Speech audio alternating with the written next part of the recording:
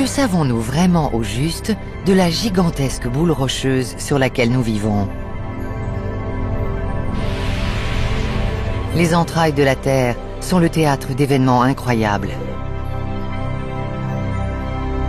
Des forces colossales s'exercent à des milliers de kilomètres sous nos pieds. Et sans ces phénomènes mystérieux, la vie n'existerait pas à la surface.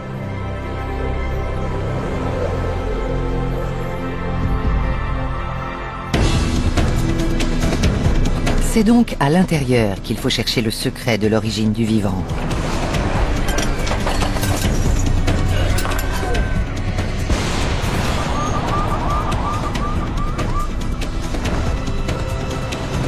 Pour le percer, une seule solution: ouvrir la planète en deux et voyager jusqu'à son noyau.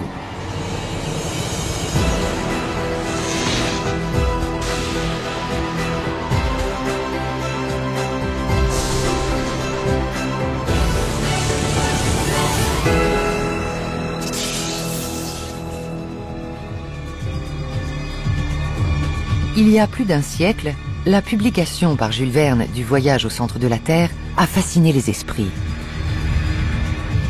Bien sûr, dans les faits, l'expédition qu'il décrit dans son roman est impossible. Les pressions et les températures qui règnent sous la croûte terrestre sont telles que seul 1% de l'intérieur du globe est accessible à l'homme.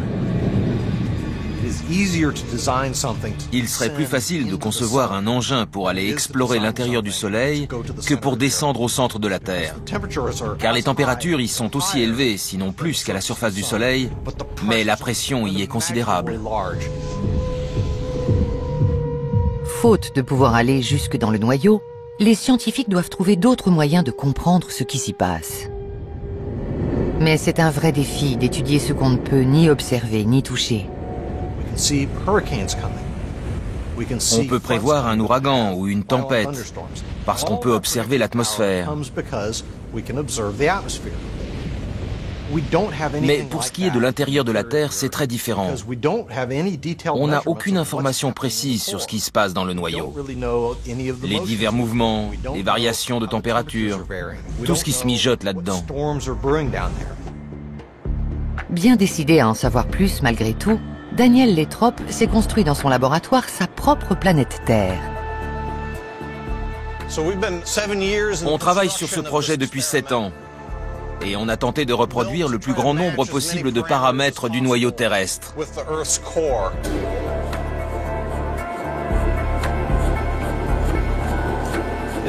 C'est une maquette du noyau externe et interne. Les motivations du géophysicien dépassent la simple curiosité scientifique. La vie à la surface de la Terre dépend de mécanismes qui se produisent au cœur de la planète. Les décrypter nous permettrait de mieux appréhender nos origines et ce que nous réserve l'avenir.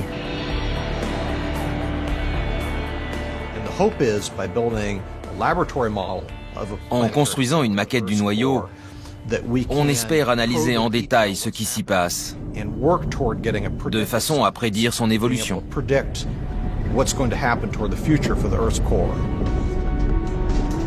Daniel Latrobe n'est pas le seul à travailler dans ce sens. Un peu partout, des scientifiques étudient la Terre sous tous les angles afin de résoudre les mystères de ses profondeurs. Ils observent les volcans et mesurent l'intensité des tremblements de terre afin d'établir des profils sismiques. Ils conçoivent des expériences complexes en laboratoire et constatent que le monde sous nos pieds est encore plus étrange qu'ils ne l'imaginaient. Le sous-sol regorge de minéraux, de structures monumentales et d'organismes bizarres. Les formes de vie sont en fait plus nombreuses sous terre qu'à la surface. L'eau y est plus abondante que dans tous les océans réunis. Et les tempêtes plus violentes que nos ouragans les plus dévastateurs.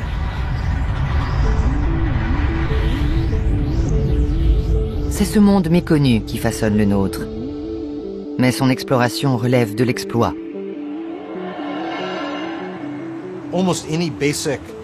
il est probable que l'échelle des quantités soit complètement différente. On se pose un tas de questions passionnantes sur le noyau, mais pour y répondre, il faudrait pouvoir y aller. Parmi les nombreuses énigmes posées par le noyau interne, la plus fascinante est celle de la gravité. C'est grâce à elle que la Lune et plusieurs milliers de satellites artificiels restent en orbite. Et elle empêche les molécules gazeuses de s'échapper dans l'espace. Cette force considérable est générée par la densité de la matière qui constitue le cœur de notre planète. Plus on se rapproche de la Terre, plus elle augmente. À 100 km d'altitude, la gravité forme autour du globe une sorte de cocon de gaz, l'atmosphère. L'atmosphère ralentit la chute des météorites, absorbe les radiations mortelles et constitue un bouclier thermique qui nous protège des températures glaciales de l'espace. Plus important encore, elle nous fournit l'air que nous respirons. C'est très simple. Sans gravité, pas d'atmosphère. Et sans atmosphère, pas de vie. La Terre renferme une autre force naturelle qui nous est tout aussi indispensable. On pense souvent que l'énergie nécessaire aux différents organismes vient du Soleil. Certes, ce gigantesque réacteur nucléaire réchauffe l'atmosphère, influe sur la météo et permet aux cultures de pousser. Sans lui, la faune et la flore disparaîtraient, et nous avec. Mais les forces de l'intérieur de notre planète jouent un rôle tout aussi essentiel. La vie est possible grâce à un équilibre délicat entre l'énergie du Soleil à la surface de la Terre et celle générée par le noyau terrestre.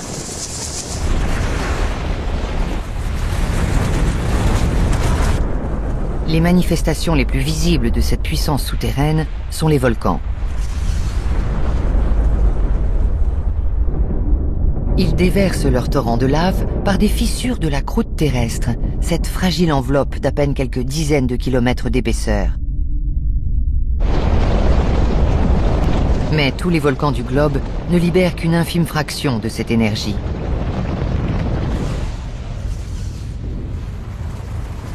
Celle-ci est si puissante qu'elle peut propulser vers la surface des couches de roches et créer des massifs montagneux comme les monts Guadalupe au Nouveau-Mexique.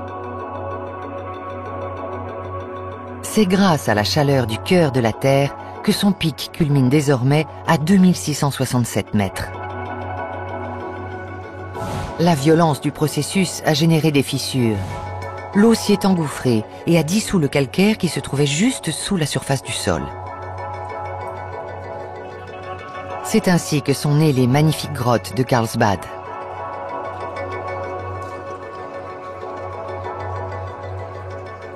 Une des salles est si grande qu'on pourrait y loger un avion gros porteur. Pour Peter Scholl, ces grottes sont une mine de renseignements. On est ici à 260 mètres sous la surface de la Terre, dans la plus basse des grottes de Carlsbad. Il y a des stalactites et des stalagmites calcaires. Dans cette grotte, il doit y avoir 2 ou 3 kilomètres de galeries, mais dans d'autres, on en compte des centaines. Et très souvent, des rivières souterraines y circulent sur des dizaines, voire des centaines de kilomètres.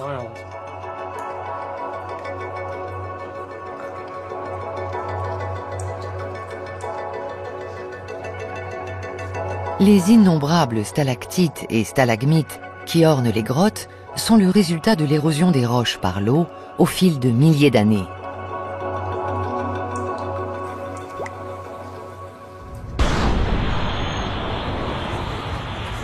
Plus nous progressons vers le centre de la Terre, et plus notre voyage nous réserve de surprises.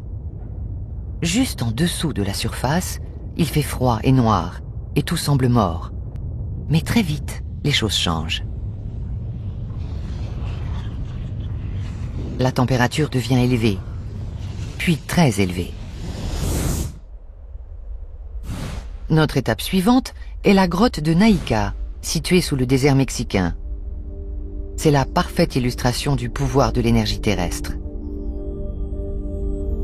Long d'une dizaine de mètres, Ces cristaux sont les plus grands qu'on ait jamais répertoriés. Ils correspondent aux vestiges d'un ancien lac souterrain riche en minéraux qui, sous l'action d'une remontée de magma, s'est transformé en chaudron bouillonnant. L'eau brûlante s'est infiltrée dans la croûte terrestre et les minéraux qu'elle contenait ont cristallisé. De nos jours, il fait encore une 50aine de degrés dans la salle. Impossible d'y rester plus de 30 minutes d'affilée, même avec une combinaison thermique.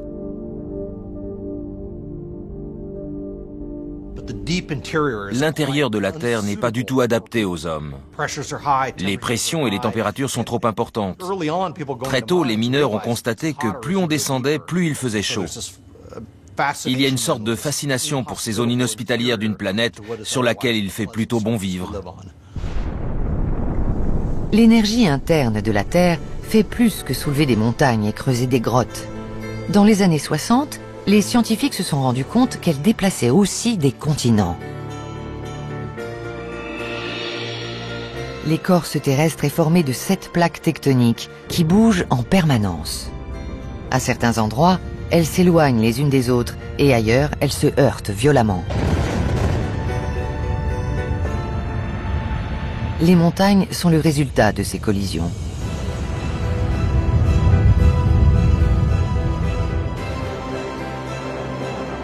Les Alpes sont nées de l'impact entre les plaques eurasiennes et africaines. Des sommets comme le Cervin en Suisse attestent de la puissance des forces libérées. Ce pic est littéralement un morceau de l'Afrique perché sur l'Europe. Tous les ans, ces montagnes s'élèvent de 6,5 mm, une activité qui dure depuis des centaines de milliers d'années, mais qui reste imperceptible.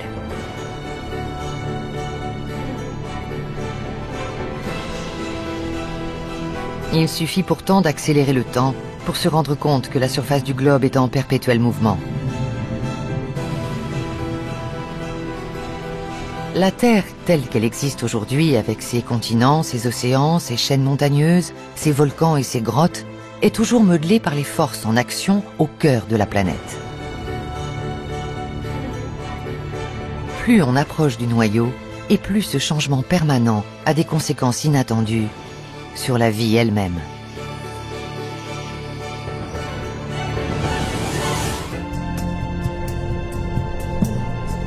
La Terre est toujours en mouvement. Mais l'énergie qui fait dériver les continents et surgir les montagnes affecte aussi les organismes vivants. Elle les transforme peu à peu.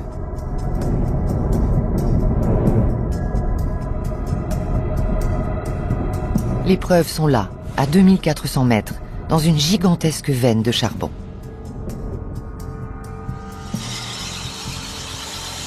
« 1000 km de long sur 190 de large. Elle contient plus de 200 millions de tonnes de minerais.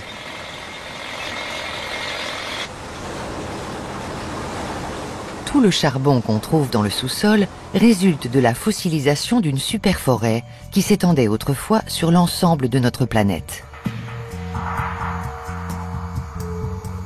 Il y a 360 millions d'années, la vie a littéralement explosé sur Terre, sous des formes d'une diversité et d'une abondance jamais égalées depuis. Et ce, grâce à la façon dont les forces internes avaient façonné la surface du globe. Remontons le temps. Sous l'effet de l'énergie accumulée dans le noyau, les continents se sont rassemblés en un vaste bloc unique, situé majoritairement au niveau de l'équateur. Baptisé Pangée, ce supercontinent est couvert d'immenses plaines marécageuses et de forêts pluviales. C'est une serre géante qui va favoriser la naissance de millions d'espèces nouvelles.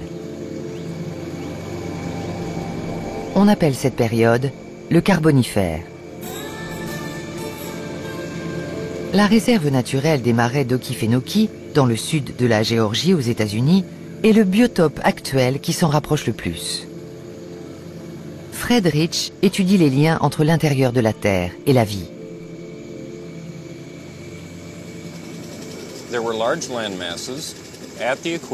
Il faut imaginer d'immenses masses de terre autour de l'équateur. Des plaines juste au-dessus du niveau de la mer, très humides et chaudes. Cette situation géographique et les conditions météorologiques ont favorisé l'apparition de forêts complètement différentes de ce qui avait existé jusqu'alors.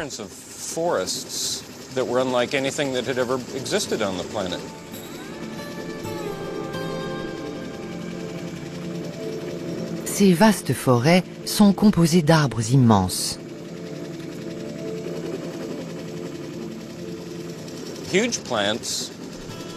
Les végétaux étaient gigantesques. D'après les estimations, certains mesuraient entre 20 et 30 mètres de haut, avec un tronc d'un diamètre de plus d'1,50 m. Ils florissaient dans ce paysage humide et finissaient par tomber quand ils étaient trop vieux.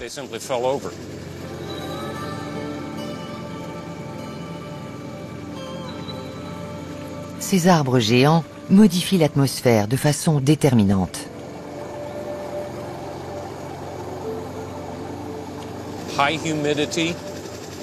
L'air était saturé d'humidité et grâce à la photosynthèse, ces arbres rejetaient énormément d'oxygène et absorbaient des quantités énormes de gaz carbonique.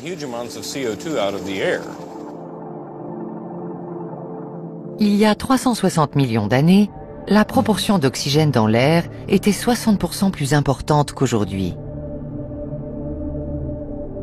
Cette teneur élevée en oxygène a également des conséquences sur les organismes vivants. Ils atteignent des tailles impressionnantes. Certains mille-pattes venimeux mesurent 1,80 m de long. On trouve des blattes de 60 cm et des libellules aussi grosses que des mouettes. Les libellules qui vivent dans ces marais sont grosses et nombreuses, mais on est loin de celles du Carbonifère. Elles étaient 3 ou 4 fois plus grandes d'après les fossiles. Les prédateurs dominants ne sont pas les alligators, mais des crapauds géants. À la place des alligators, il y avait des amphibiens. Sans doute aussi grands que les alligators qu'on voit ici, mais peut-être différents des crapauds actuels. C'est grâce à l'influence de l'énergie interne de la planète que ces espèces ont fait basculer le cours de l'évolution. Ce monde étrange a disparu bien avant l'apparition de l'homme, mais son histoire est restée gravée dans le charbon. Les forêts se sont d'abord transformées en tourbes. Écrasées sous des tonnes de roches, celle-ci a fini par sécher.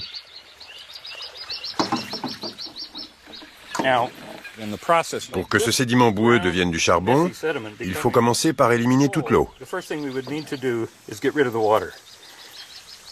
Le processus se fait par l'enfouissement des sédiments. Plus ils restent enfouis dans le sol, où ils sont soumis à l'action de la chaleur géothermique qui vient des profondeurs, plus ils sont compressés et asséchés.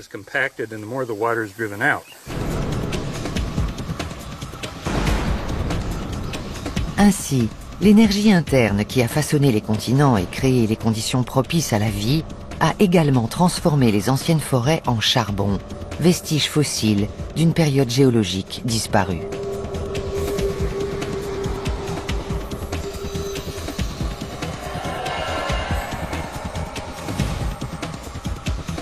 Plus on s'enfonce sous terre, et plus on est frappé par l'extraordinaire richesse des ressources minérales. À 4000 mètres de profondeur, voici un filon aurifère en formation. Des minéraux en fusion qui contiennent des particules d'or liquides remontent à travers des fissures de l'écorce terrestre. Ils refroidissent de plus en plus, jusqu'au moment où l'or se solidifie en filons. Ces filons que les mineurs tentent d'atteindre, quitte à repousser les limites de la résistance humaine. Pourtant, ce n'est pas le précieux métal qui attire les scientifiques jusqu'ici, mais quelque chose de plus fascinant et d'inattendu. Des organismes vivants, qui pourraient bien être les descendants directs des premières formes de vie sur Terre. On trouve à la surface de la Terre des millions d'organismes, aussi complexes que variés. Et en sous-sol, un monde hostile et inanimé, du moins en apparence. Des chercheurs se sont en effet rendus compte que la vie existait également dans les mines les plus profondes. Nous sommes dans le Witwatersrande, en Afrique du Sud. Ici, les mines descendent à 4000 mètres. C'est beaucoup pour ce type d'installation, mais peu comparé aux rayons de la Terre.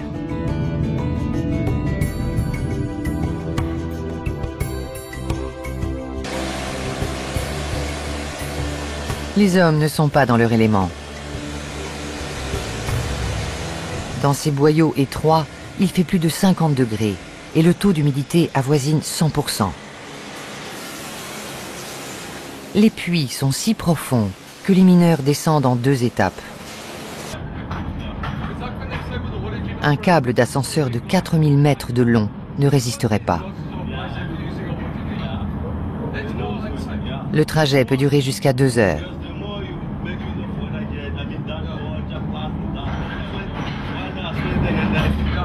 Ces biologistes de l'université de Bloemfontein n'ont pas hésité à braver la chaleur.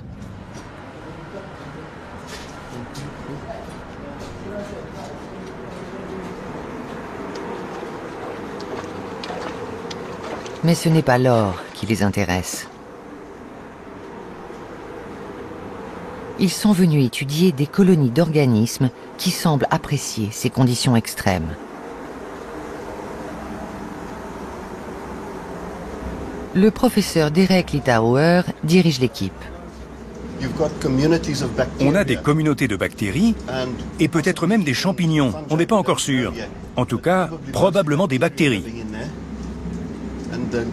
De quelles espèces? Ça dépend de la composition chimique de l'eau. Mais l'expérience a montré qu'il y a des choses absolument extraordinaires ici.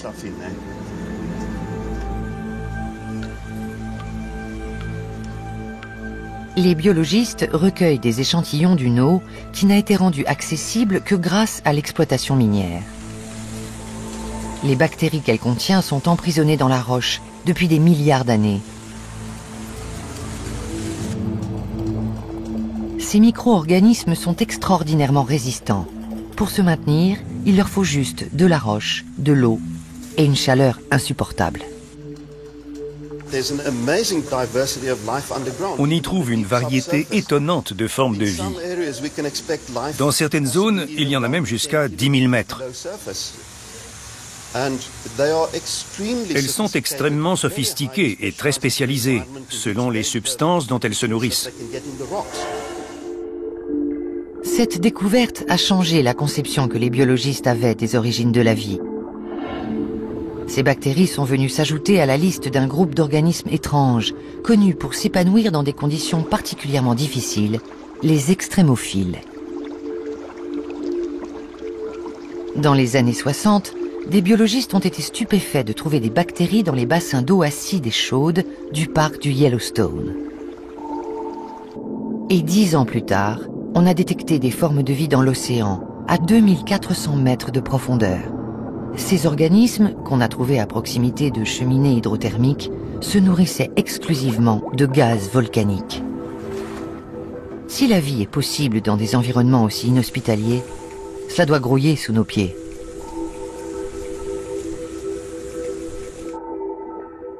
D'après les estimations, le poids des bactéries souterraines serait supérieur à celui de tous les organismes vivants à la surface de notre planète. Ce qui a amené les scientifiques à se poser la question suivante. Et si la vie avait commencé non pas sur Terre, mais sous la Terre?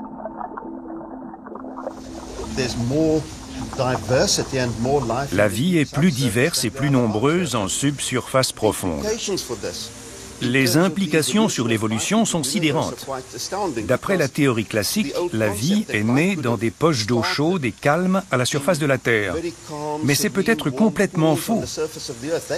Elle est peut-être née en subsurface.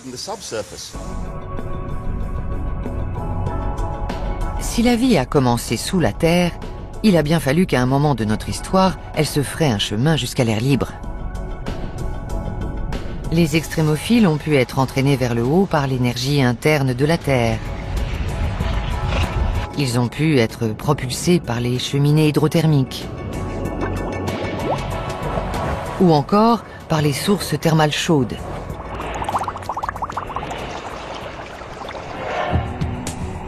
On ignore jusqu'à quelle profondeur ces organismes primitifs parviennent à survivre, car descendre encore plus bas que les mines du Witwatersrand relève du défi technologique. Il n'existe qu'une seule solution, le forage. Mais la pression et la chaleur mettent le matériel à rude épreuve. Le trou le plus profond jamais creusé s'enfonçait de 12 km dans l'écorce terrestre. C'est aux Soviétiques qu'on doit cet exploit. Dans les années 70, l'URSS avait décidé de battre le record mondial de forage. La sonde était si longue qu'elle ondulait comme un élastique. Mais 12 km, c'est moins de la moitié de l'écorce terrestre et seulement 1/500e de la distance totale jusqu'au noyau. 12 km, c'est la distance entre Chicago et sa banlieue. Après cela, il reste près de 6400 km pour parvenir au centre de la Terre. Si les scientifiques sont limités dans leur exploration, ils n'ont pas renoncé pour autant. Il ne manque pas d'idées pour tenter de résoudre le mystère de l'intérieur de la Terre.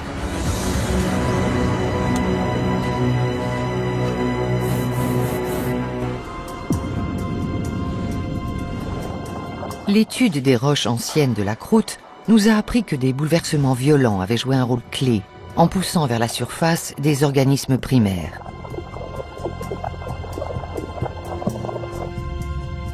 Ces mêmes organismes ont évolué au fil du temps vers les formes de vie que nous connaissons aujourd'hui.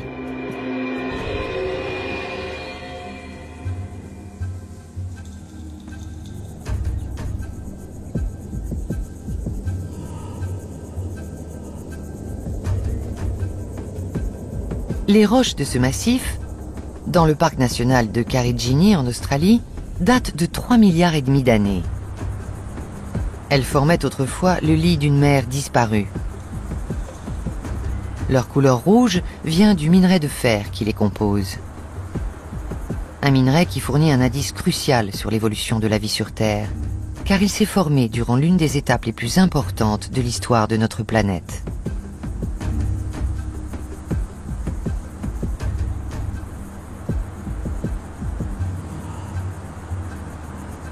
Ces strates ferrugineuses contiennent des fossiles de formes de vie très primitives que le géologue Martin van Kranendonk étudie depuis des dizaines d'années.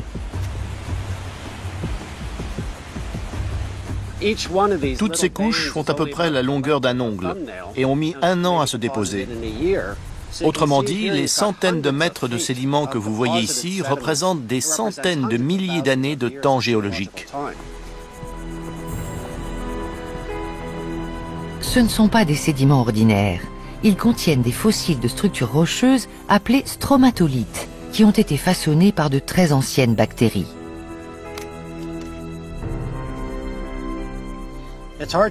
On a du mal à l'imaginer, mais cette énorme masse de roches ferrugineuses a été créée par des micro-organismes qui ont édifié des structures semblables à celles qu'on retrouve ici. Nous avons ici un exemple de stromatolithe construit par un de ces organismes unicellulaires il y a un peu moins de 3,5 milliards d'années. C'est le plus vieux fossile de la planète.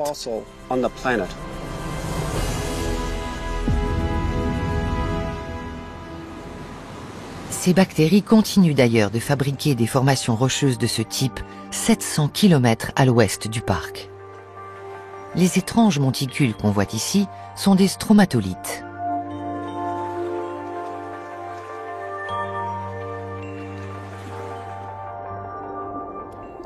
Les stromatolithes sont des roches formées par des micro-organismes vivants, ce qu'on appelle communément des microbes.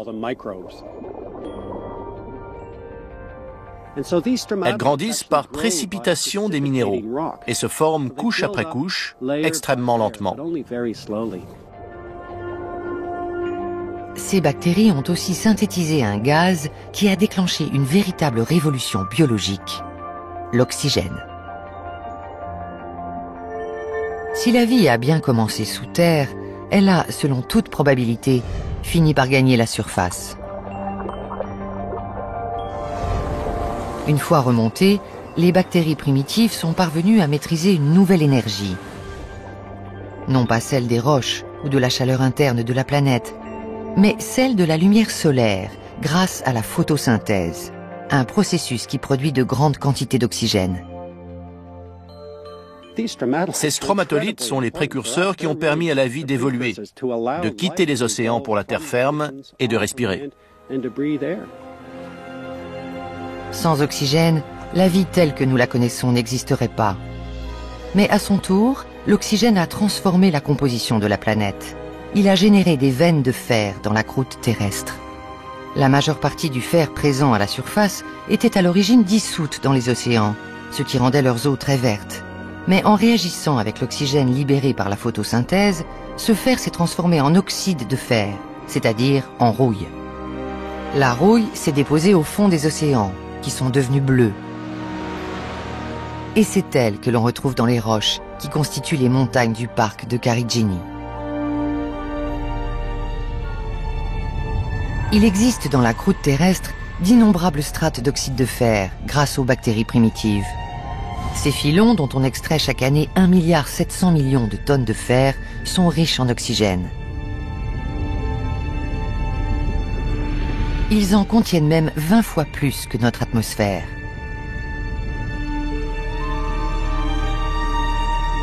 Encore un exemple de l'influence déterminante des forces qui agissent dans les profondeurs de la Terre. Mais d'où viennent ces forces? Nous allons à présent pénétrer dans la partie du globe qui nous apportera la réponse, le manteau, une masse dynamique de roches maintenue en mouvement constant par l'énergie du noyau, la dynamo de la planète. Jamais un être humain ne s'est aventuré aussi profondément.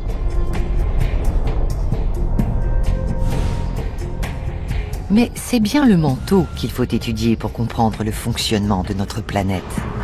À voir des écoulements de lave, on pourrait penser que le manteau est liquide. En réalité, c'est une couche de près de 2900 km de roches brûlantes, mais solides, qui représente 80% du volume terrestre. Ici, rien ne peut survivre, mais ce qui s'y passe détermine la vie à la surface. Et si l'homme ne peut pas descendre jusqu'au manteau, c'est parfois le manteau qui vient jusqu'à lui. La roche solide se liquéfie quand la formidable pression qui règne dans le manteau se libère par le biais de fissures dans la croûte. La roche se transforme en magma, puis en lave.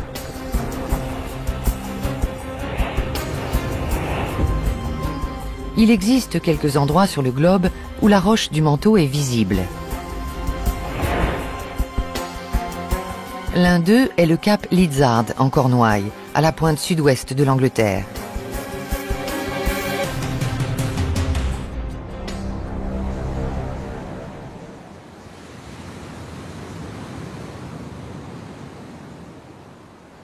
Cette plage paisible porte les traces d'un événement extrêmement violent. Un fragment du manteau s'est détaché et a été projeté jusqu'à la surface par les mouvements de la croûte. Pour les géologues comme Robin Shale, c'est l'endroit idéal pour étudier les roches ultra-basiques qui constituent le manteau. En quoi se distinguent-elles des autres? Et que nous apprennent-elles sur l'intérieur de la Terre?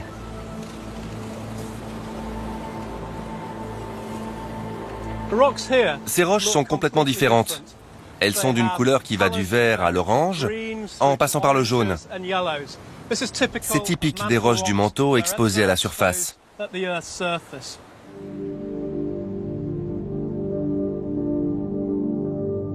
Les roches du manteau sont très dures et très lourdes, presque 2 fois plus que le granit.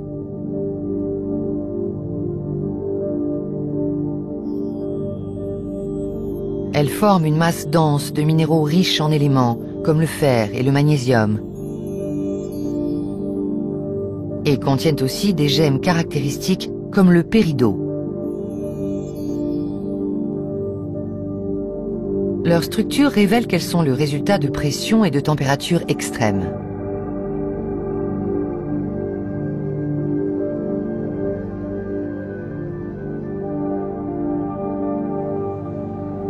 À la surface de la Terre, cette roche est bel et bien solide. Mais en profondeur, sa consistance rappelle le caramel mou. Les péridotites du manteau sont solides. Mais quand ces roches sont chaudes, on peut les étirer et les liquéfier. Et ce sont ces couches moins résistantes du manteau qui permettent le déplacement des plaques situées au-dessus. Un solide qui coule.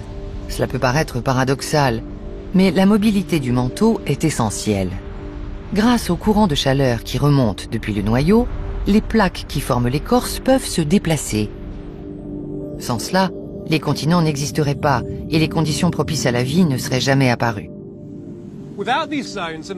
Sans la présence de ces zones qui permettent aux plaques de bouger, la Terre serait une planète morte sur le plan géologique. Il n'y aurait pas de mouvement tectonique, pas de chaînes montagneuses, pas d'océan. Le manteau joue un rôle crucial. Ces roches sont les plus profondes qui soient parvenues jusqu'à nous. Pour étudier ce qu'il y a encore en dessous, les scientifiques ont une autre option. L'homme a découvert des minéraux qui ouvrent une fenêtre sur ce monde inaccessible.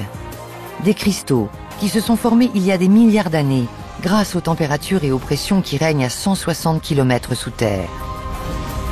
Les diamants. Ces précieux témoins ont jailli des profondeurs à l'occasion d'éruptions volcaniques cataclysmiques.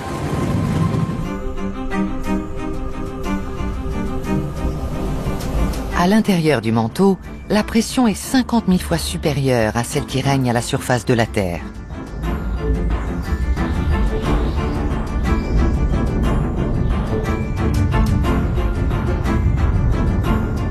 C'est dans cet environnement pour le moins inhospitalier que naissent certaines des pierres les plus convoitées au monde. Écrasé par une pression colossale, le carbone cristallise et se transforme peu à peu en diamant. Mais il n'est pas nécessaire de creuser à 160 km de profondeur pour en trouver.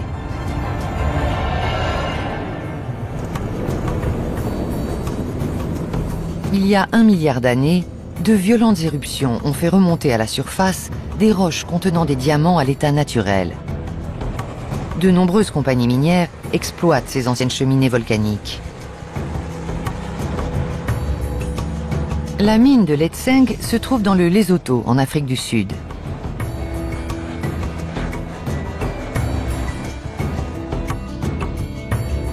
Les diamants sont incrustés dans une roche magmatique appelée Kimberlite. Pour les localiser, les sociétés minières emploient des géologues comme Claire Palmer. Nous nous trouvons à l'intérieur de la cheminée qui s'est formée au moment de l'éruption. À l'origine, la surface se trouvait au moins à 200 mètres au-dessus de nous. Actuellement, on creuse dans la cheminée. La plupart des diamants extraits aujourd'hui sont là grâce à des volcans.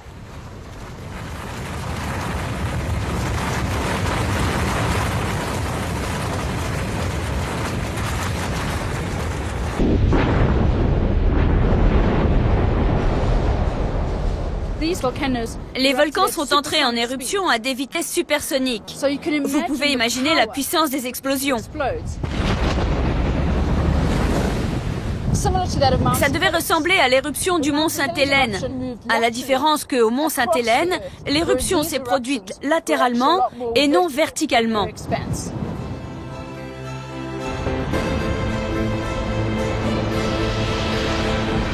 La violence de ces éruptions a été telle que les roches ont parcouru les 160 km qui les séparaient de la surface en à peine quelques minutes.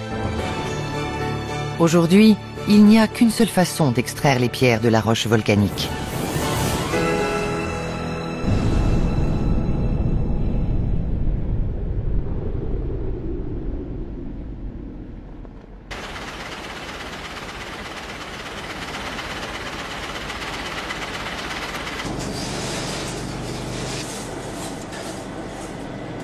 Letseng est une mine particulièrement productive. Tous ces diamants ont été trouvés en seulement 2 semaines. Ces diamants sont connus dans le monde entier pour leur pureté. Ce sont eux qui atteignent le prix le plus élevé au carat. La mine de diamants de Letseng est réputée pour ses pierres de grande taille. Un de nos diamants les plus célèbres est le Lesotho Promise de 604 carats, découvert en 2006. Il a été estimé à 12 400 000 $. Tous les diamants ne sont pas parfaits. Certains ont des défauts microscopiques qui font baisser leur prix. Mais pour un géologue, ce sont justement ces défauts qui font toute la valeur d'une pierre. Car ces inclusions correspondent à d'infimes fragments du manteau primitif. Ce sont donc des échantillons qui proviennent de profondeurs inaccessibles à l'homme. Véritables capsules temporelles, ils racontent une histoire remarquable et pourraient nous aider à résoudre le mystère des origines de la Terre.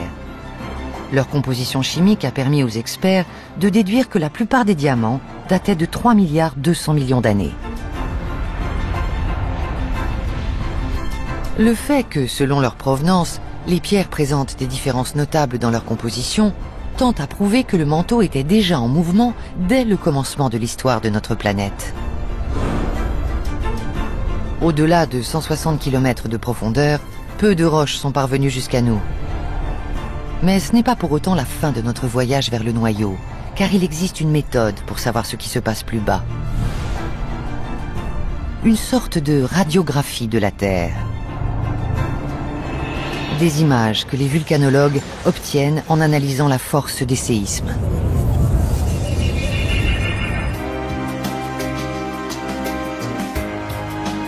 La plupart du temps, nous n'avons pas conscience de la puissance qui couve sous nos pieds, jusqu'au jour où elle se rappelle brutalement à nous.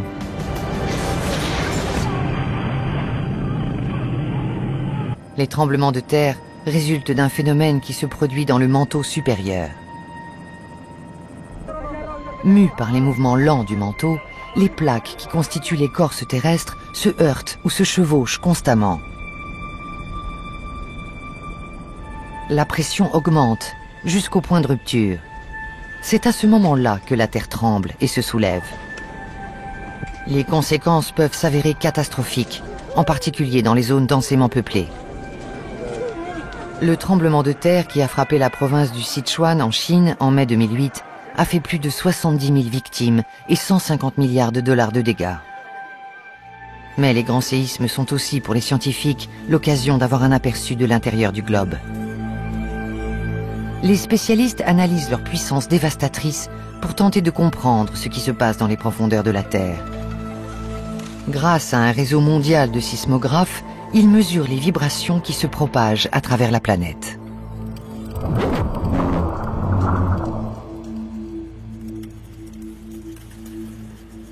Les données qu'ils recueillent nous permettent d'avoir une image plus détaillée du ventre de la Terre.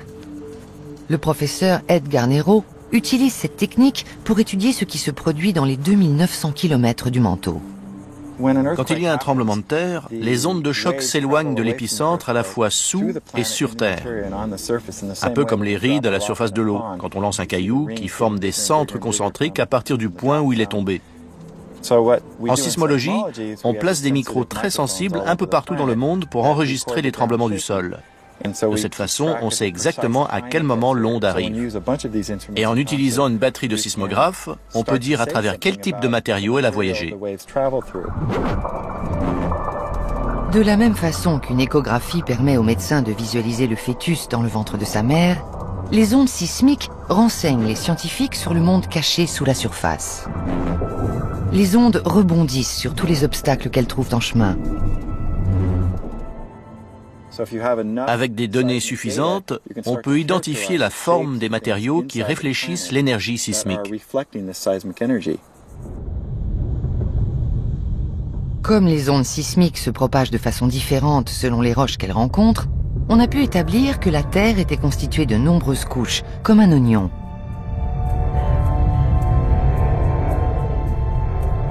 Nous voici maintenant tout près de notre destination finale, le noyau.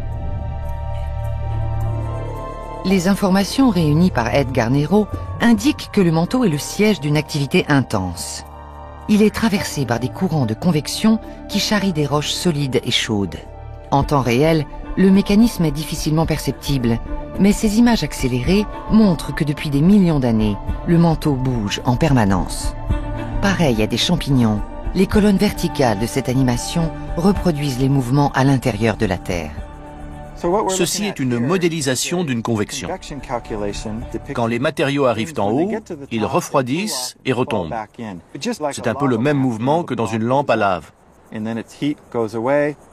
Il s'est passé la même chose dans le cycle des matériaux du manteau terrestre au fil de millions d'années. Et ça continue encore aujourd'hui.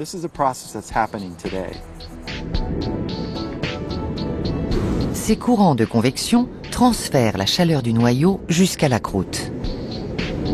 Et cette chaleur fait bouger les plaques continentales à la surface du globe. L'énergie colossale du noyau contribue donc à façonner notre monde. La croûte est formée de deux types de plaques, continentales et océaniques. Ces dernières étant plus lourdes, lors d'une collision, la plaque océanique s'enfonce sous la plaque continentale. C'est ce qu'on appelle la subduction. Des pans entiers de plaques océaniques plongent ainsi jusqu'à la limite du noyau. Quand une plaque descend, elle entraîne une certaine quantité d'eau avec elle. Une partie des sédiments de la croûte est saturée et au final, l'eau est stockée dans la roche qui forme le manteau. L'ampleur de ce phénomène est telle que d'après les estimations des scientifiques, il y a aujourd'hui davantage d'eau dans le manteau qu'à la surface du globe. Prenez toute l'eau contenue dans les océans, les lacs et les glaciers à la surface de la Terre.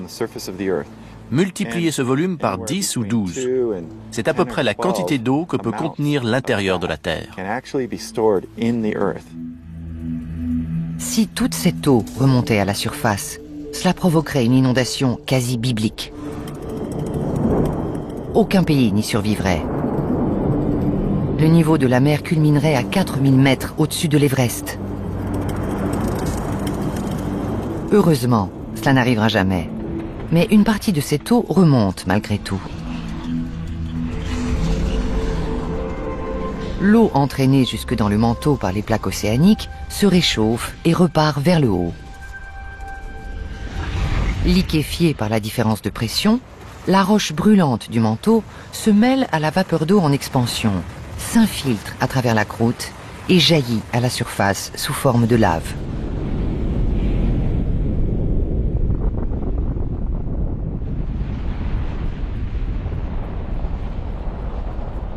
Situé à la limite d'une plaque de subduction, le mont Sainte-Hélène, dans l'État de Washington, est l'un des plus célèbres volcans américains. En 1980, une éruption spectaculaire a pulvérisé des tonnes de roches qui faisaient autrefois partie de la plaque pacifique. Un chapelet de volcans explosifs du même type entoure l'océan Pacifique. C'est ce qu'on appelle la ceinture de feu. Ils indiquent les zones où la plaque pacifique s'enfonce sous le manteau. Étape suivante de notre odyssée, le manteau inférieur, ou asténosphère. Personne ne sait à quoi il ressemble, mais les chercheurs estiment que les conditions qui y règnent pourraient déclencher des réactions chimiques étranges. Si on pouvait descendre dans le manteau inférieur, on assisterait à des phénomènes chimiques très bizarres, qu'on ne comprend pas encore vraiment. On verrait des successions de strates, un peu comme quand une route a été taillée dans une montagne et qu'on voit toutes les couches.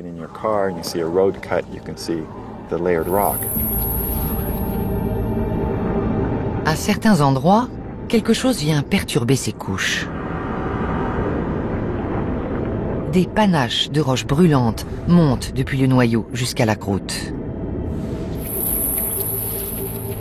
Vivre au-dessus d'un de ces points chauds n'est pas toujours de tourpeau.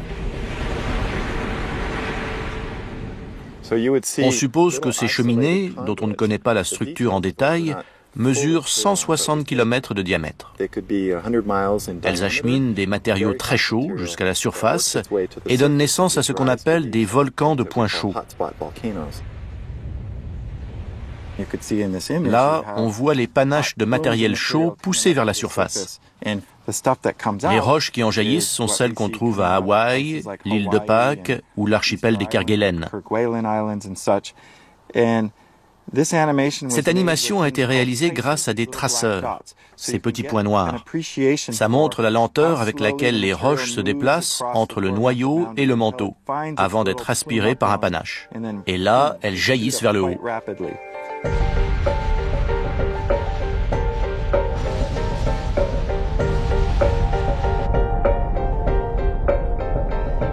Plusieurs très grands volcans, comme le Yellowstone, les volcans d'Islande et d'Hawaï, sont situés juste au-dessus de ces panaches géants. L'île d'Hawaï est la preuve éclatante de leur puissance. Si on la mesure depuis sa base, au fond de l'océan, c'est la plus grande montagne du monde. Elle bat l'Everest de plus de 1200 mètres. Elle est entièrement constituée de lave expulsée par un panache mantélique. La plaque pacifique dérive constamment, mais le panache, lui, reste immobile. Le magma continue donc de perforer la croûte à différents endroits, ce qui crée une chaîne d'îlots volcaniques.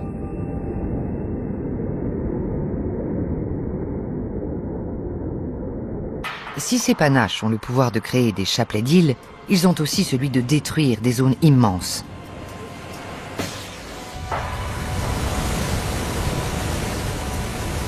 Au Yellowstone, les geysers et les bassins de boue font le bonheur des touristes, mais ils sont aussi la preuve que le parc est situé sur un gigantesque panache mantélique. Avec un cratère de 72 km de long et 56 de large, le Yellowstone est un des plus grands supervolcans de la planète. Le géologue Hank Hessler le connaît bien. Le Yellowstone a connu de nombreux épisodes volcaniques destructeurs, dont 3 éruptions massives. La première, qui a eu lieu il y a 2 100 000 ans, est l'une des plus catastrophiques de l'histoire de la Terre. La seconde s'est produite il y a 1 300 000 ans et la troisième il y a 640 000 ans. Si le Yellowstone ressemble plus à une vaste cuvette qu'à un volcan, c'est à cause de sa taille.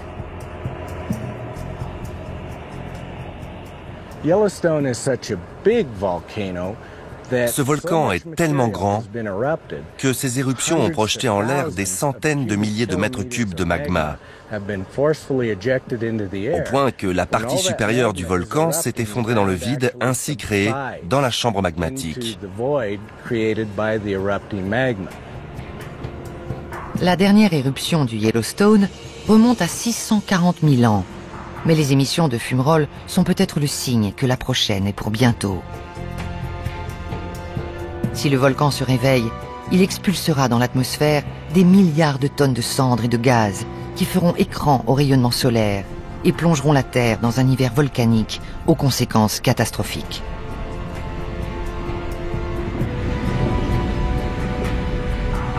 Les panaches mantéliques sont un élément essentiel du système de refroidissement interne de la planète. Ils créent des paysages aussi magnifiques que dangereux. Mais d'où viennent-ils? Pour le moment, on l'ignore encore. Mais une chose est sûre, la réponse se trouve quelque part dans la fournaise bouillonnante qui forme le noyau terrestre.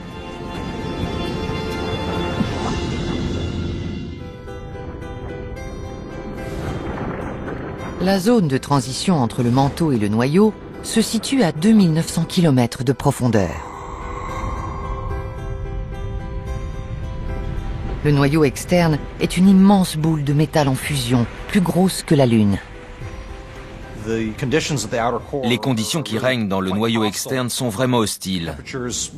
La température moyenne dépasse les 3000 degrés. La pression est de plus d'1 million d'atmosphères. Si on pouvait retirer le manteau et mettre le noyau à nu, on verrait qu'il est extrêmement chaud et qu'il brille d'un éclat intense, comme la surface du Soleil. Si on pouvait faire une percée dans le noyau, voici sans doute ce qu'on verrait.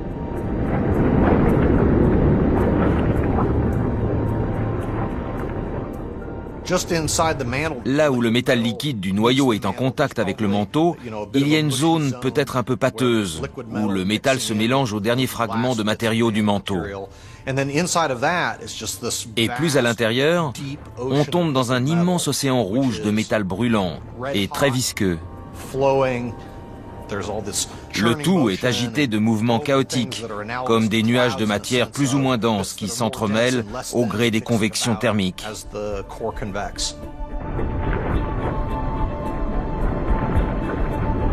Les sismologues ont une idée de l'aspect du noyau externe grâce à la façon dont les ondes sismiques sont réfléchies sur sa surface liquide.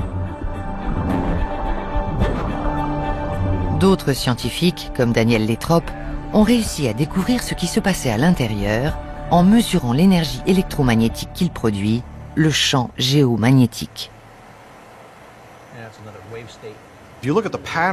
Si on étudie la structure du champ magnétique à la surface de la Terre, on constate qu'il se déplace et change lentement, un peu comme un métal liquide monte et descend au gré des changements de température.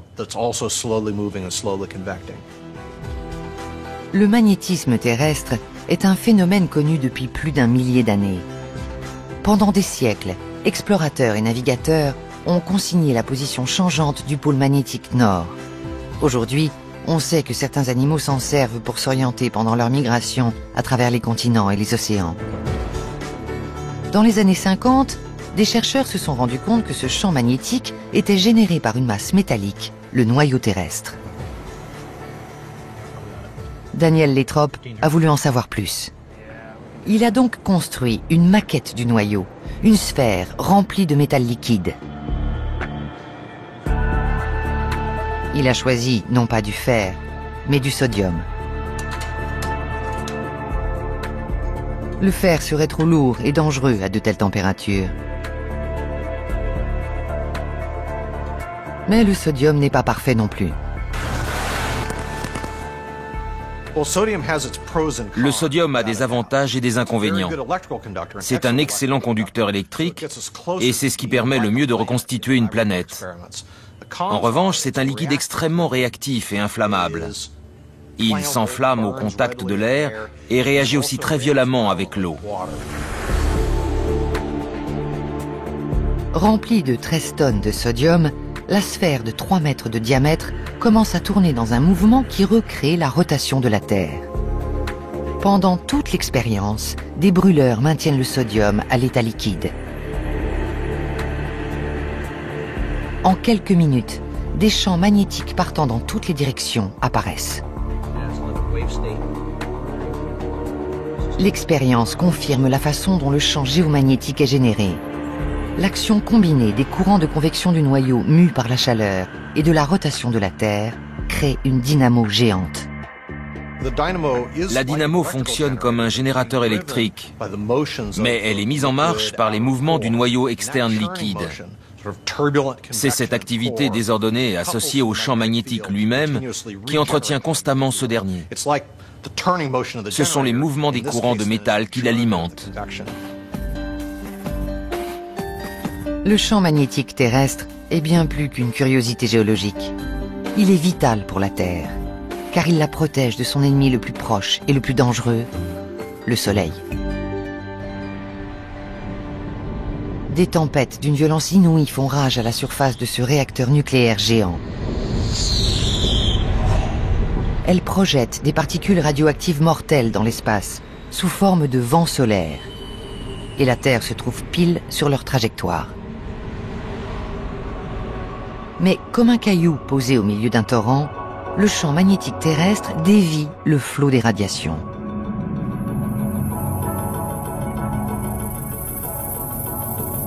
Nous sommes protégés par un cocon magnétique qui prouve une fois de plus que sans ce mystérieux noyau, toute vie serait impossible sur Terre.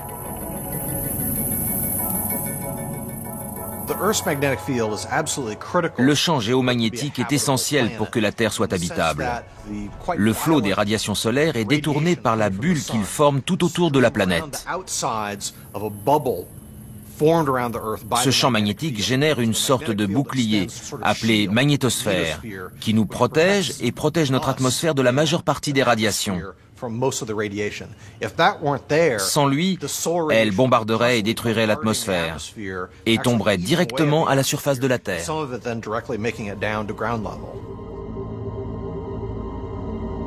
À 64 000 km environ au-dessus des pôles, les particules solaires chargées électriquement se heurtent à la limite extrême du champ magnétique. Une partie d'entre elles est déviée vers le bas et les pôles magnétiques terrestres, ce qui donne naissance aux aurores polaires. Ce merveilleux spectacle est le résultat de la collision entre les particules solaires et les molécules de gaz dans la haute atmosphère terrestre. Bien qu'il soit de toute beauté, ce phénomène illustre la bataille féroce qui oppose le noyau terrestre et un flux de radiation solaire mortelle. Notre champ magnétique ne nous protège pas uniquement des dangers du Soleil. L'espace profond est parcouru de rayons cosmiques constitués de particules radioactives. Sur le plancher des vaches, on ne s'en rend pas compte, mais tout là-haut, c'est une autre histoire. Le 20 juillet 1969, Neil Armstrong est le premier homme à poser le pied sur la Lune. Cela reste l'un des plus grands exploits de tous les temps.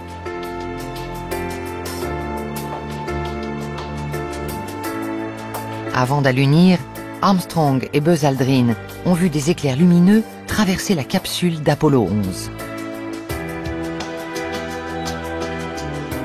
Ils les ont même vus les yeux fermés.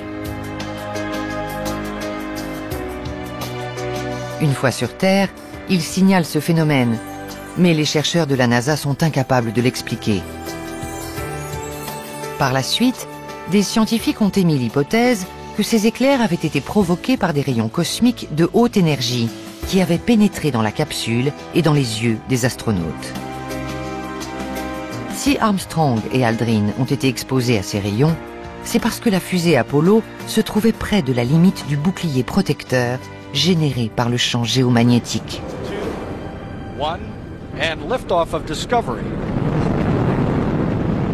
Depuis cette époque, au moins 39 astronautes ont développé une forme de cataracte quelques années après leurs expéditions spatiales.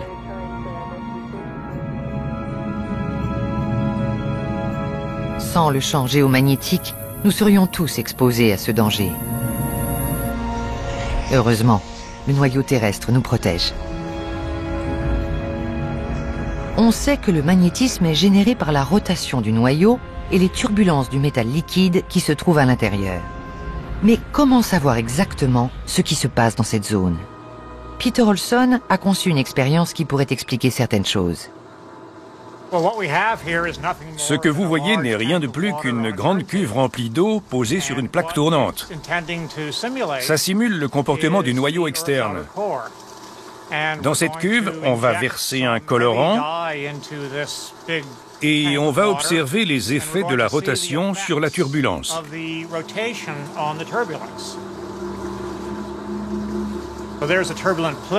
Voilà le panache qui commence à descendre vers le fond.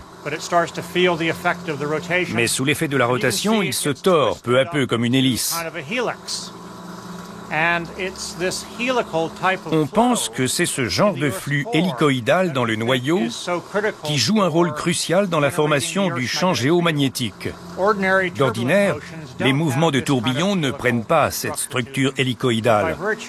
Mais du fait de la rotation terrestre, on obtient ce résultat. En admettant que les courants de fer en fusion se comportent comme ces colonnes hélicoïdales, il est possible qu'ils fonctionnent comme les bobines d'un électroaimant. En tournant en même temps que la Terre, ces courants génèrent un phénomène de magnétisme. Y a-t-il véritablement des colonnes de fer liquide hautes de centaines de kilomètres au cœur de notre planète? Les tourbillons qui agitent le fer liquide produisent des courants électriques à travers le noyau. Ce sont eux qui engendrent le champ géomagnétique à la surface de la Terre. Il n'y a ni barreau magnétique, ni effet magnétique permanent significatif dans le noyau. Le champ magnétique est créé par les courants électriques.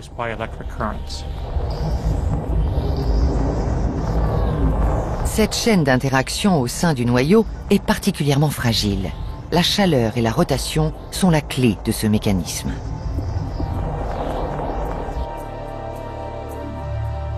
Peter Olson nous en apporte la preuve en arrêtant la plaque tournante. À mesure que le mouvement de l'eau ralentit, les courants de convection s'effondrent peu à peu. Si la même chose devait se produire dans le noyau, il n'y aurait plus de champ géomagnétique. Tant que la Terre tourne sur elle-même, cela ne risque pas d'arriver. Pourtant, les chercheurs ont constaté des changements dans le noyau. De toute évidence, le champ géomagnétique perd de sa force. À chaque jour qui passe, la surface de la Terre est donc davantage exposée aux radiations cosmiques. Il y a même un endroit du globe où le champ géomagnétique est tout bonnement en train de disparaître.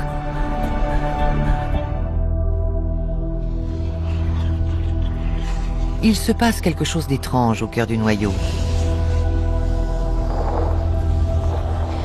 Les données scientifiques prouvent que depuis le siècle dernier, la force du bouclier magnétique qui nous protège a diminué de presque 10%.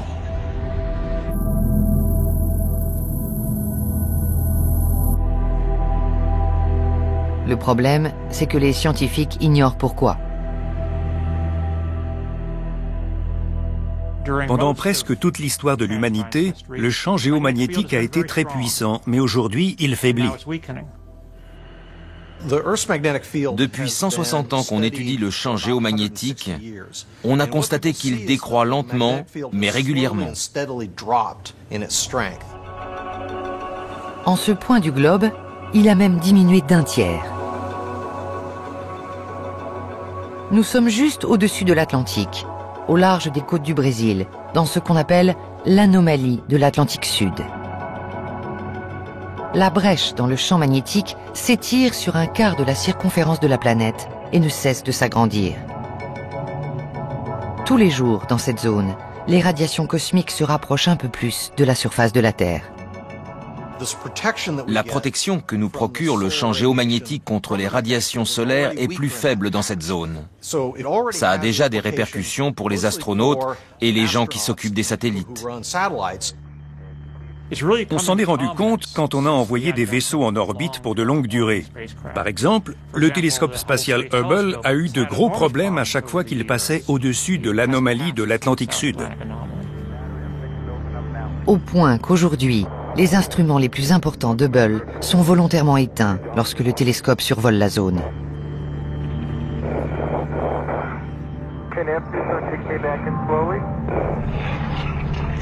On a constaté un phénomène encore plus étrange près du noyau, sous l'Atlantique Sud. Là, le champ géomagnétique ne s'est pas seulement affaibli, il s'est carrément inversé. Quand on observe le champ magnétique à la limite du noyau, on constate qu'il s'est déjà inversé dans cette zone. Si le phénomène devait se propager en profondeur et en largeur, ça pourrait annoncer une inversion totale. Une inversion est un changement de polarité du champ géomagnétique. Le pôle nord devient le pôle sud et le pôle sud, le nord. L'inversion, c'est le basculement des pôles. Il y a une longue période stable pendant laquelle ils sont dans une orientation, puis une inversion, puis une nouvelle période stable pendant laquelle ils sont dans l'autre orientation. On sait aujourd'hui que les inversions ont été nombreuses. On a pu l'établir parce qu'en refroidissant, la lave conserve des indices de la direction du champ géomagnétique. Les cristaux qu'elle contient s'alignent sur lui. Lorsqu'elle se solidifie, la lave enregistre en quelque sorte la force et la direction du champ à ce moment précis. Les analyses de coulées volcaniques anciennes montrent que la dernière inversion a eu lieu il y a 700 000 ans, à l'époque de notre ancêtre Homo erectus. Si le champ magnétique est stable au point de se maintenir pendant des milliards d'années, pourquoi basculerait-il brusquement? Pourtant, c'est ce qu'il fait. On sait que le champ géomagnétique s'est inversé plusieurs centaines de fois. Ce qu'on ne sait pas, c'est quand ça va recommencer. Et on ne sait pas non plus ce qui se passera à ce moment-là. Mais l'affaiblissement du champ magnétique et la découverte de l'anomalie de l'Atlantique Sud sont les signes avant-coureurs d'une inversion prochaine, peut-être d'ici 1500 ans. Le champ diminue d'environ 6% par siècle.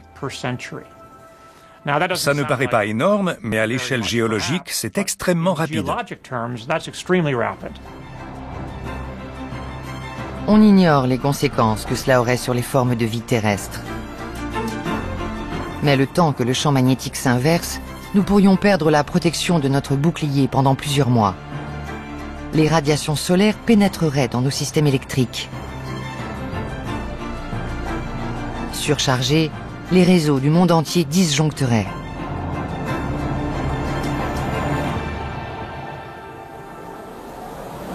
Cela perturberait le système de navigation interne des animaux, qui pourraient perdre tout sens de l'orientation.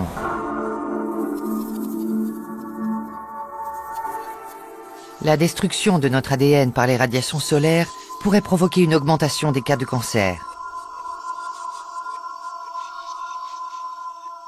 Enfin, nous verrions peut-être des aurores polaires partout sur la planète, y compris dans les grandes métropoles. Personne ne peut prédire exactement la date de la prochaine inversion, mais des éléments de réponse se trouvent peut-être dans le noyau interne, l'endroit le moins connu et le moins accessible de la planète. C'est là, dans cet environnement lointain et inhospitalier, que se cache la clé de l'avenir de la Terre.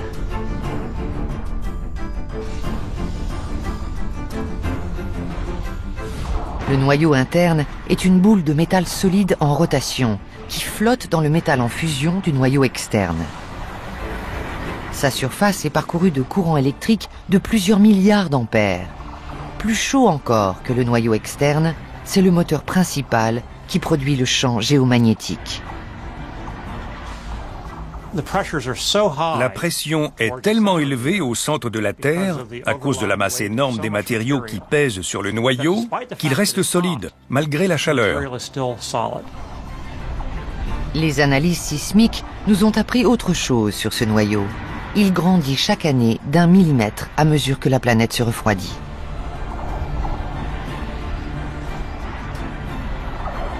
Certes, le processus n'est pas visible à l'œil nu, mais en laboratoire, les scientifiques ont fait appel à leur imagination pour le reproduire.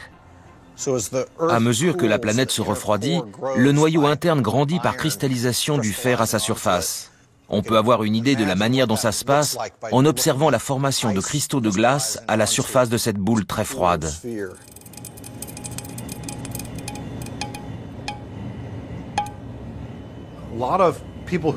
Beaucoup de gens qui s'intéressent au noyau se demandent quel aspect a sa surface. Est-elle accidentée, lisse, pâteuse? D'après les ondes sismiques qui le traversent, on sait qu'elle est rugueuse sur environ 1,5 km d'épaisseur. Mais ça ne veut pas dire qu'il n'y a pas de zones spongieuses, de cratères ou de mini-montagnes. Si on regarde la surface de la Terre et celle d'autres planètes du système solaire, elles sont toutes accidentées. Même le fond de l'océan est accidenté, brassé comme il est par les vagues. À mon avis, c'est très accidenté et très compliqué.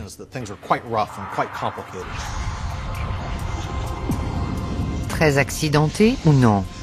La question reste ouverte. Daniel Létrope est convaincu que la surface du noyau interne est hérissée d'une forêt de projections métalliques, les dendrites. Il y a certainement des cristaux de fer qui se dressent à la surface, peut-être des dendrites qui pointent. Le noyau lui-même a une structure cristalline. Même s'il est plutôt sphérique, il est hérissé de cristaux qui ne cessent de croître. À mesure que le noyau refroidit, les dendrites grossissent, signe d'un transfert constant de chaleur depuis le noyau interne vers le noyau externe. La Terre se refroidit lentement depuis sa naissance. Quand un matériau est plus chaud à l'extérieur qu'à l'intérieur, ça entraîne la formation de projections et de tourbillons, un peu comme des nuages qui tournoient, sauf que ça se produit dans le métal liquide du noyau. Ce transfert de chaleur est essentiel à la vie sur la planète. C'est lui qui alimente le moteur du noyau externe et du bouclier magnétique. Mais il ne durera pas éternellement. De jour en jour, la Terre perd de la chaleur. Autrement dit, le noyau interne va continuer de grandir et se refroidir. Un jour, il finira par se solidifier. Quelles seront les conséquences ?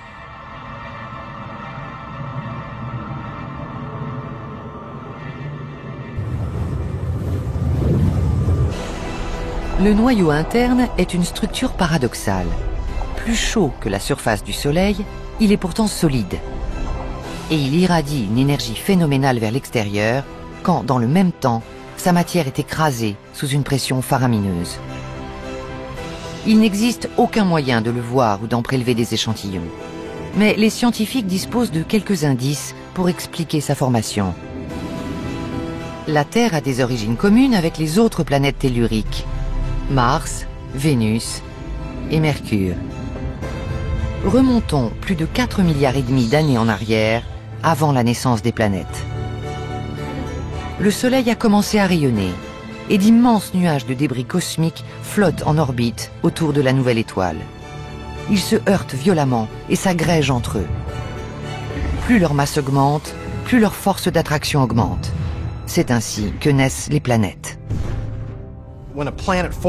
Une planète se crée à partir d'un amas hétéroclite de matériaux différents.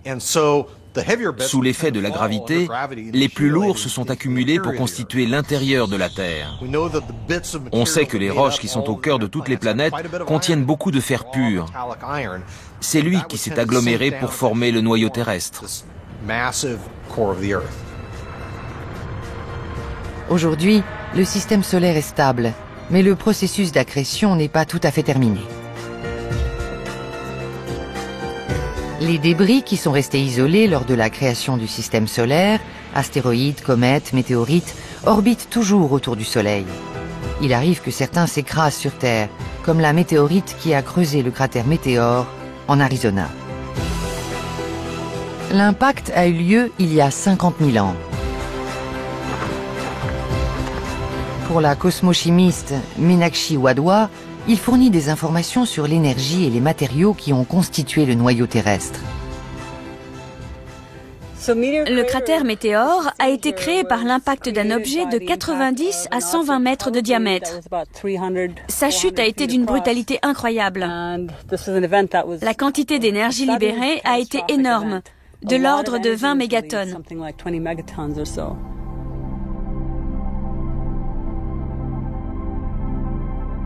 La Terre s'est formée ainsi. Des milliards d'impacts de ce type lui ont apporté peu à peu le fer, le nickel et les autres minéraux qui la composent, tout en dégageant une chaleur extraordinaire. Le choc a fait jaillir du cratère de gros blocs comme celui-ci. Ils ont probablement été projetés à des centaines de kilomètres du point d'impact. La collision a été d'une violence telle que la météorite s'est vaporisée, mais quelques fragments ont survécu. Ceci est un morceau de la météorite du canyon Diablo. Il contient beaucoup de fer et provient du corps qui a creusé le cratère Météore. C'est évidemment très difficile d'obtenir des échantillons du noyau terrestre, mais ces fragments nous donnent un aperçu de sa composition. On peut apprendre un certain nombre de choses sur sa formation en étudiant les météorites riches en fer. De près, on distingue la structure cristalline du métal qui est présent dans le noyau de la Terre. Notre planète est unique en son genre dans le système solaire. Mais qu'est-ce qui fait sa particularité ? Si les autres planètes telluriques se sont formées de la même manière, pourquoi sont-elles aussi différentes aujourd'hui ? Leur évolution pourrait nous aider à comprendre l'avenir de la Terre. Les chercheurs traquent des indices susceptibles de les renseigner sur le sort du noyau terrestre. Dans cette optique, Mars s'avère la plus intéressante. Mars est notre plus proche voisine.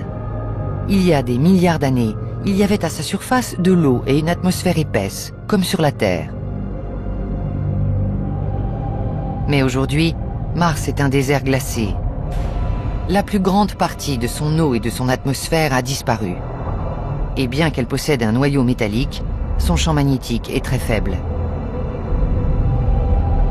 Faut-il y voir une coïncidence ou l'illustration de ce qui nous attend ?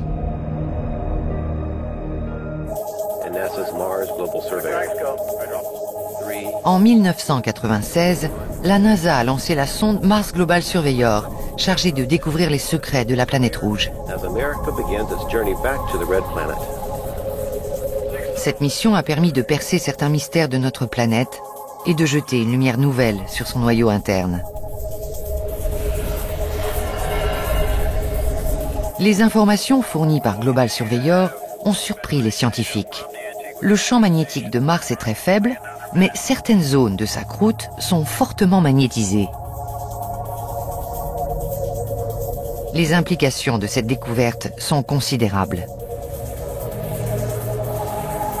Comme la Terre, Mars possédait autrefois un champ magnétique puissant, mais à un moment donné, son noyau s'est refroidi et son bouclier protecteur s'est effondré. La même chose pourrait-elle se produire sur Terre?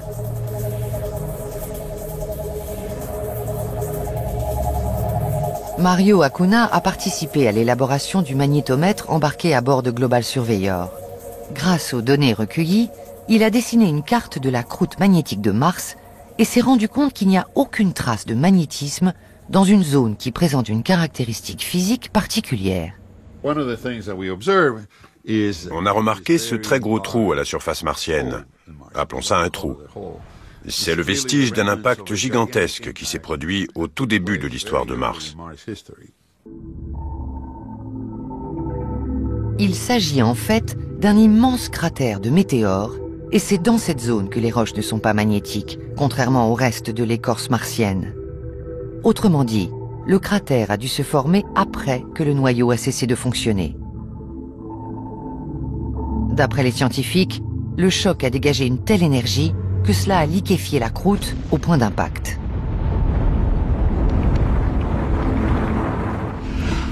En refroidissant, les cristaux de roche auraient dû s'aligner sur le champ magnétique, comme c'est le cas sur Terre. Mais les roches de ce cratère géant ne montrent pas de traces d'aimantation. Pour les spécialistes, c'est le signe que le champ magnétique n'existait déjà plus au moment du choc. Puisque le cratère date de 4 milliards d'années, cela voudrait dire que la dynamo du noyau martien s'est arrêtée alors que la planète était encore toute jeune. Pour la première fois, on a pu dater l'époque où la dynamo s'est arrêtée. Puisque Mars s'est formé il y a seulement 4 milliards et demi d'années, sa dynamo n'a fonctionné que pendant quelques centaines de millions d'années.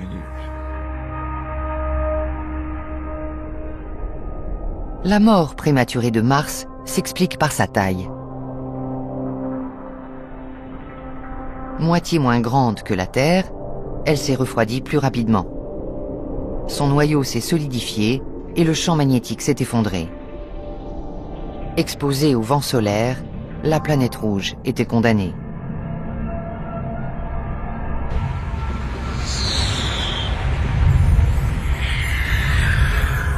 Son atmosphère et son eau se sont dispersés dans l'espace. La disparition du champ magnétique martien a eu des conséquences désastreuses. On suppose que toute la planète était recouverte d'une couche de plus de 450 mètres d'eau qui a fini par disparaître.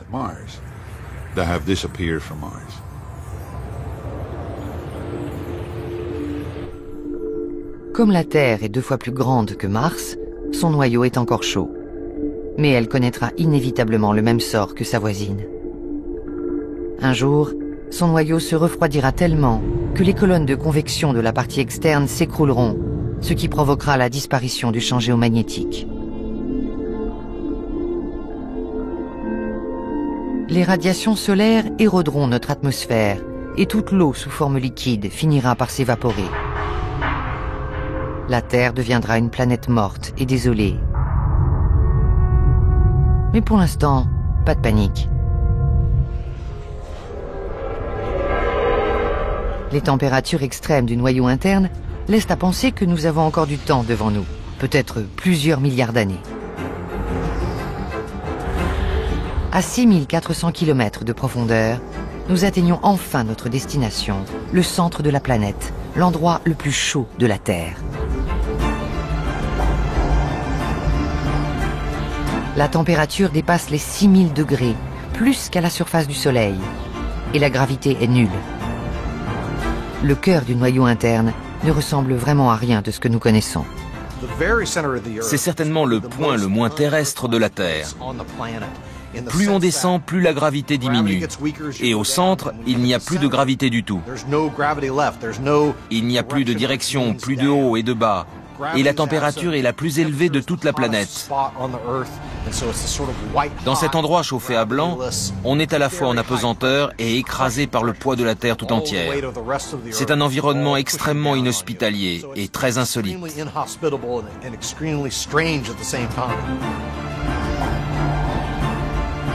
Aussi étrange qu'il nous paraisse, le monde qui se trouve sous nos pieds est en étroite interaction avec celui dans lequel nous vivons. Et tout dans notre planète semble avoir été idéalement conçu. La Terre tourne exactement à la bonne vitesse et elle a exactement le bon diamètre pour permettre qu'une certaine quantité de chaleur s'échappe du noyau. Une certaine quantité, mais pas trop. Nous sommes ainsi protégés par un champ magnétique. Le manteau a juste la viscosité nécessaire pour que les courants de chaleur montent vers la croûte, ce qui a donné les continents. Quant à la gravité, elle a juste l'intensité qu'il faut pour retenir notre atmosphère et nos océans. Depuis la croûte jusqu'au noyau, tous les éléments sont organisés de manière à rendre la vie possible à la surface. Le secret de nos origines se trouve donc au cœur de la Terre.